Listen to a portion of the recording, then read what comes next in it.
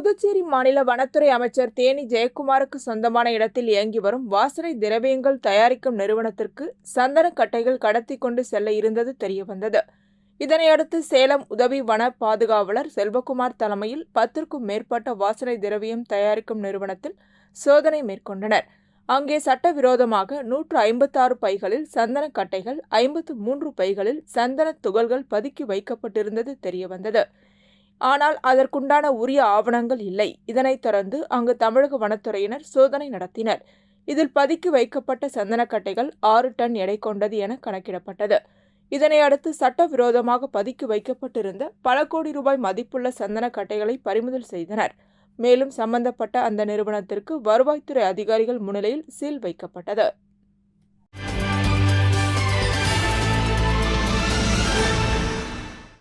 கோயம்புத்தூரை சார்ந்த கார்த்திக் சுப்பிரமணியன் என்ற இளைஞர் இணையவழி குற்றங்கள் தொடர்பாக விழிப்புணர்வு ஏற்படுத்தும் வகையில் நாடு முழுவதும் பயணம் மேற்கொண்டு பல்வேறு பகுதிகளில் மகளிர் மற்றும் மாணவிகளை சந்தித்து உரையாடி வருகிறார். அந்த வகையில் புதுச்சேரிக்கு வந்த அவர் முருங்கப்பாக்கத்தில் உள்ள அரசு கல்லூரியில் நடைபெற்ற நிகழ்ச்சியில் பங்கேற்று சைபர் கிரைம் குற்றங்கள் குறித்தும் அதன் எதிர்வினைகள் மற்றும் தற்காத்துக் கொள்வது தொடர்பாக உரையாடினார். இந்நிகழ்ச்சியில் சிறப்பு விருந்தினர்களாக ஆதி திராவிட நலத்துறை இயக்குநர் இளங்கோவன், மகளிர் மற்றும் குழந்தைகள் மேம்பாட்டுத்துறை இயக்குநர் முத்துமீனா, நோடல் அதிகாரி ஷபீக் கரம்சரி உட்பட பலர் கலந்து கொண்டனர். அதனைத் தொடர்ந்து ஆதி திராவிட நலத்துறை இயக்குநர் இளங்கோவன் முன்னிலையில் சட்டப்பேரவையில் முதல்வர் ரங்கசாமி மற்றும் சபாநாயகர் செல்வம் ஆகியோரை சந்தித்து கார்த்திக் சுப்பிரமணியன் வாழ்த்து பெற்றார்.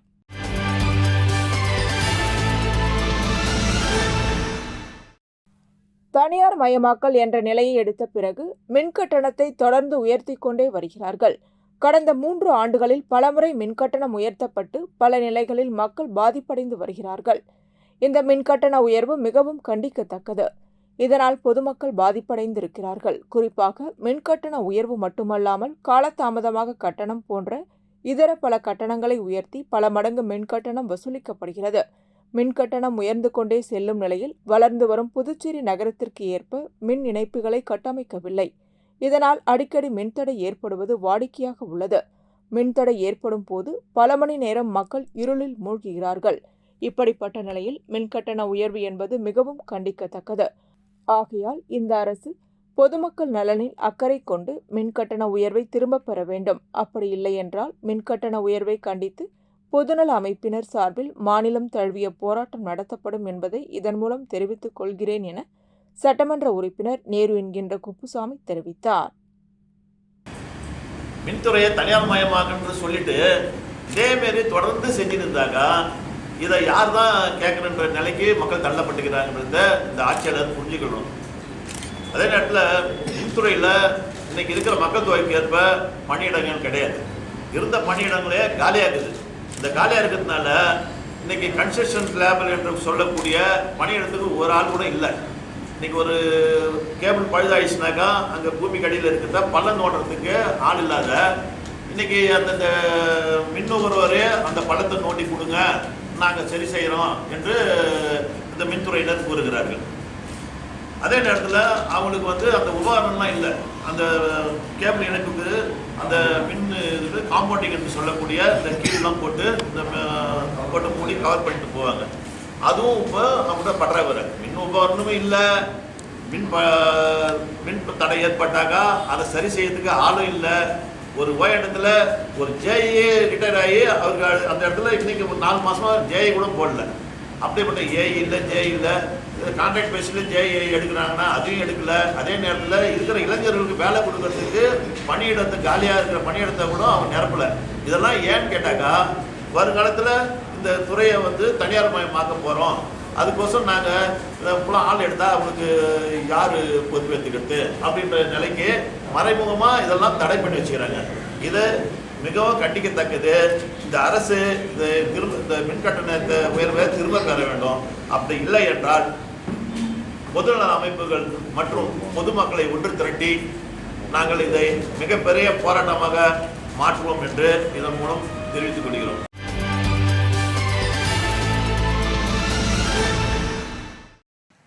புதுவை அண்ணா நகரில் இயங்கி வரும் WFL ஃபினான்ஷியல் சர்வீஸின் 17ஆம் ஆண்டு துவக்க விழாவினை முன்னிட்டு IMED மல்டி ஸ்பெஷாலிட்டி மருத்துவமனையுடன் இணைந்து தனது வாடிக்கையாளர்களுக்கு சிறப்பு மருத்துவ பரிசோதனை முகாம் நடைபெற்றது. இம்முகாமினை WFL ஃபினான்ஷியல் சர்வீஸ் நிர்வாக இயக்குனர் மணி தலைமையில் அவரது குழுவினர் இணைந்து ஏற்பாடு செய்திருந்தனர். முகாமில் அவர்களது 500க்கும் மேற்பட்ட வாடிக்கையாளர்கள் பங்கு பெற்று பயனடைந்தனர். இதில் சிறுநீரகம், கல்லீரல், இரத்தம், இதயம், கொழுப்பு உள்ளிட்ட பல்வேறு பரிசோதனைகள் முற்றிலுக்கும் இலவசமாக செய்யப்பட்டது. இந்நிறுவனம் உலகம் முழுவதிலும் உள்ள 3000க்கும் மேற்பட்ட தங்களது வாடிக்கையாளர்களுக்கு mutual fund, SIP, term insurance, health insurance போன்ற சேவைகளை வழங்குவதில் முன்னோடியாக இருந்து வருகிறது. இச்சேவையின் மூலம் வாடிக்கையாளர்கள் பலர் தங்களது கனவு இல்லம், குழந்தைகளின் கல்வி கனவு, திருமண கனவு போன்றவற்றை சிறப்பு சேமிப்பு திட்டத்தின் மூலம் நிறைவேற்றியுள்ளனர்.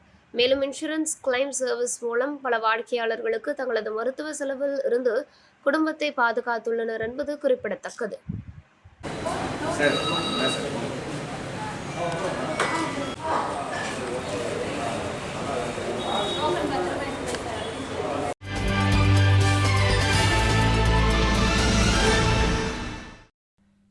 முதலில் இரத்த வகைகளை கண்டுபிடித்த கார்ல் லான்ஸ் டைனர் அவர்களின் நினைவாக அவரின் பிறந்த நாளை உலக இரத்த கொடையாளர்கள் தினமாக கொண்டாடி வருகிறோம். அதன் ஒரு பகுதியாக பொதுமக்களுக்கு விழிப்புணர்வு ஏற்படுத்தும் விதமாக இரத்த தான விழிப்புணர்வு நடைப்பயணத்தில் ஜிப்மர் மருத்துவர்கள், ஊழியர்கள், மாணவர்கள் மற்றும் இரத்த தான தன்னார்வலர்கள் மூலம் புதுச்சேரி எல்லைப்பிள்ளை சாவடியில் உள்ள ராஜீவ்காந்தி பெண்கள் மற்றும் குழந்தைகள் மருத்துவமனை முதல் ஜிப்மர் மருத்துவமனை விளையாட்டு திடல் வரை இரத்த தான விழிப்புணர்வு நடைப்பயணம் நடைபெற்றது.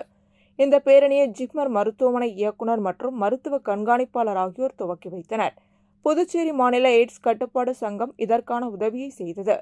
ஜிப்மர் இரத்த வங்கி இந்த விழாவிற்கான ஏற்பாடுகளை செய்திருந்தது. நிறைவாக நடைப்பயணத்தில் கலந்து கொண்ட அனைவருக்கும் சான்றிதழ்களும் பரிசுகளும் வழங்கப்பட்டது.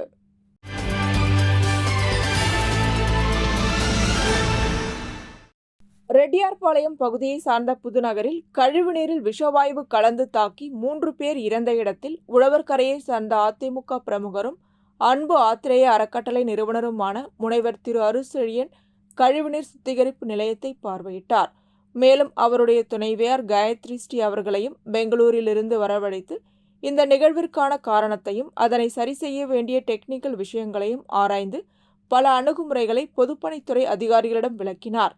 மேலும் அரசு ஏற்பாடு செய்த ஆம்புலன்ஸ் சேவைகளுக்கு ஒத்துழைப்பு கொடுக்கும் வகையில் தனது சொந்த செலவில் இன்னும் ஒரு ஆம்புலன்ஸ் ஒன்றை புதுநகரில் நிறுத்தி வைத்துள்ளார்.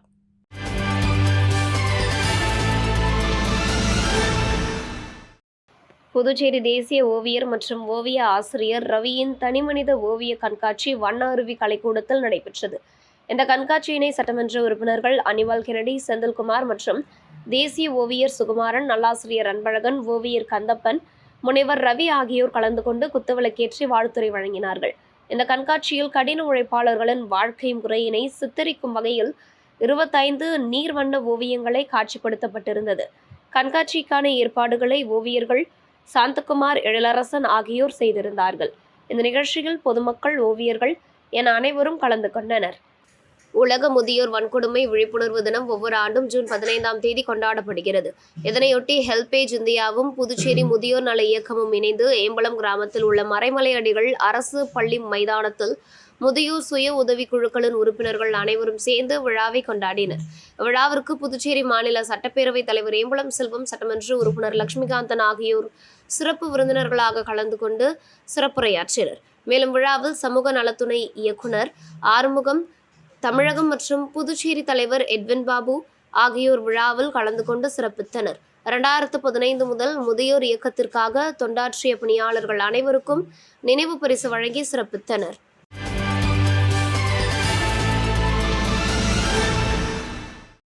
காரைக்கால் மாவட்டத்தில் அமைச்சர் திருமுருகன் பல்வேறு பள்ளிகளுக்கு சென்று மாணவ மாணவிகளுக்கு பாட புத்தகங்களை வழங்கிய நிலையில் அன்னை தெரேசா அரசு மேல்நிலைப் பள்ளியில் மாணவிகளுக்கு வழங்கப்படும் மதிய உணவு தயாராக உள்ள நிலையில் அங்கு சென்று மதிய உணவினை ஆய்வு மேற்கொண்டார்.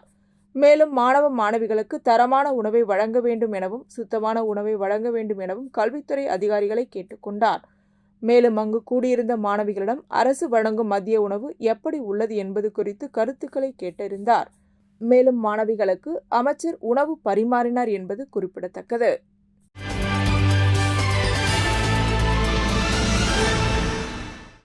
திருநள்ளாற்றில் சனீஸ்வர ஆலயத்திற்கு சாமி தரிசனம் செய்ய வருகின்ற பக்தர்கள் நல தீர்த்த குளத்தில் குளித்த பின்பு யாசகர்களுக்கு வழங்கப்படும் பரிகார உணவுகள் மறுசுழற்சி முறையில் கெட்டுப்போன பரிகார உணவுகள் விற்பனை செய்வதாக உணவு பாதுகாப்புத்துறை அதிகாரிகளுக்கு புகார் வந்தது. இதனையடுத்து புதுச்சேரி உணவு பாதுகாப்புத்துறை அதிகாரிகள் மற்றும் போலீசார் திருநள்ளாறு நலத்தீர்த்த பகுதியில் விற்பனை செய்யப்பட்ட உணவுகள் மற்றும் யாசகர்களிடம் மறுசுழற்சி முறையில் விற்பனை செய்யப்பட்ட கெட்டுப்போன பரிகார உணவுகளை உணவு பாதுகாப்புத்துறையினர் பறிமுதல் செய்து கடும் நடவடிக்கை எடுக்கப்படும் என எச்சரிக்கை விடுத்தனர்.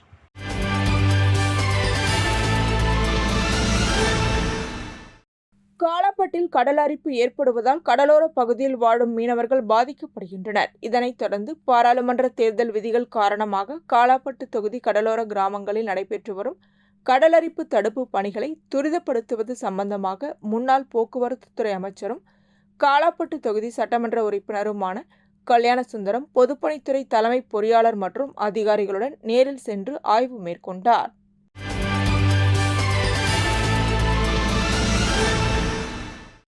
களித்தீர்த்தால் குப்பத்தை சேர்ந்த சிவக்குமார் மற்றும் அவரது உறவினரான சக்திவேல் ஆகிய இருவருக்கும் சொத்து கொடுப்பதில் தகராறு இருந்து வந்துள்ளது. இதற்கிடையே இருவருக்கும் ஏற்பட்ட மோதலில் சக்திவேல் தரப்பினர் தாக்கியதில் சிவக்குமார் குடும்பத்தினர் பாதிக்கப்பட்டனர். இதுகுறித்து திருபுவனை போலீசார் வழக்கு பதிவு செய்து சக்திவேல் அவரது உறவினர் உள்ளிட்ட 6 பேர் மீது வழக்கு பதிவு செய்துள்ளது. இந்நிலையில் சக்திவேலுக்கும் சிவக்குமாருக்கும் ஏற்பட்ட தகராறில் கல்லாக்குளம் பகுதியில் மர்மமான முறையில் சிவக்குமார் கயிற்றில் தூக்கிலிடப்பட்டு தொங்கிக் கொண்டிருந்தார். அவரை உறவினர்கள் மருத்துவமனையில் சேர்த்தனர். அங்கு சிவக்குமார் சிகிச்சை பலனின்றி இறந்தார். இந்நிலையில் திருபுவனை காவல் நிலையத்தை முற்றுகையிட்ட சிவக்குமார் மனைவி மற்றும் அவரது உறவினர்கள் சிவக்குமாரை சக்திவேல் தரப்பினர் கொலை செய்திருக்கலாம் என சந்தேகத்தின் அடிப்படையில் புகார் அளித்தனர். தன்னுடைய கணவரின் மரணத்திற்கு சக்திவேல் அவரது குடும்பத்தினர்தான் காரணம் என புகார் அளித்தனர். இந்நிலையில் திருபுவனை போலீசார் வழக்கு பதிவு செய்து விசாரணை மேற்கொண்டு வருகின்றனர்.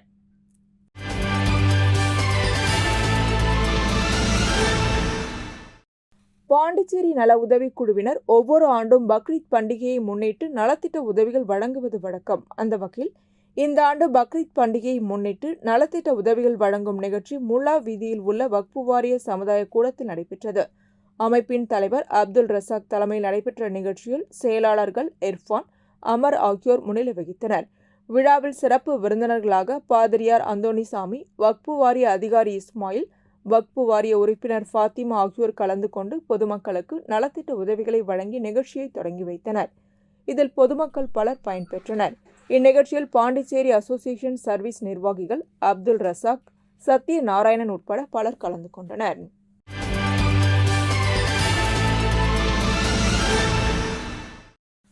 கண்டமங்கலம் பகுதியை சேர்ந்தவர் புரணி கடந்த 19 ஆண்டுகளுக்கு முன்பு கலியமூர்த்தி என்பவரை திருமணம் செய்து கொண்டார். இந்த தம்பதிகளுக்கு 3 மகன்கள் உள்ளனர். தனது 3வது மகனுக்கு 1.5 வயது இருக்கும் போது பூரணிக்கு அதே பகுதியை சேர்ந்த அருண் என்பவருடன் பழக்கம் ஏற்பட்டுள்ளது. அதன்பின் இருவரும் சென்னையில் 12 ஆண்டுகளாக வசித்து வந்துள்ளனர். இந்நிலையில் கடந்த 3 மாதங்களுக்கு முன்பு மனைவி மகனை சென்னையிலிருந்து புதுச்சேரிக்கு அழைத்து வந்த அருண் நல்லவாடு பகுதியில் வாடகைக்கு வைத்துவிட்டு தலைமறைவாகிவிட்டார். இதனைத் தொடர்ந்து பூரணி உறவினர்கள் உதவியுடன் வீட்டை காலி செய்துவிட்டு பின்னர் அங்கிருந்து திருபுவனை பகுதியில் குடியேறியுள்ளார். இந்நிலையில் பூரணி வேலைக்கு சென்று மாலை வீடு திரும்பிய போது அவரது மகன் தற்கொலை செய்து கொண்டதைக் கண்டு அதிர்ச்சியடைந்தார். இதுகுறித்து பூரணி கொடுத்த புகாரின் பேரில் திருபுவனை போலீசார் உடலை மீட்டு கதிர்காமம் அரசு மருத்துவமனைக்கு பிரேத பரிசோதனைக்காக அனுப்பி வைத்து வழக்கு பதிவு செய்து விசாரணை மேற்கொண்டு வருகின்றனர்.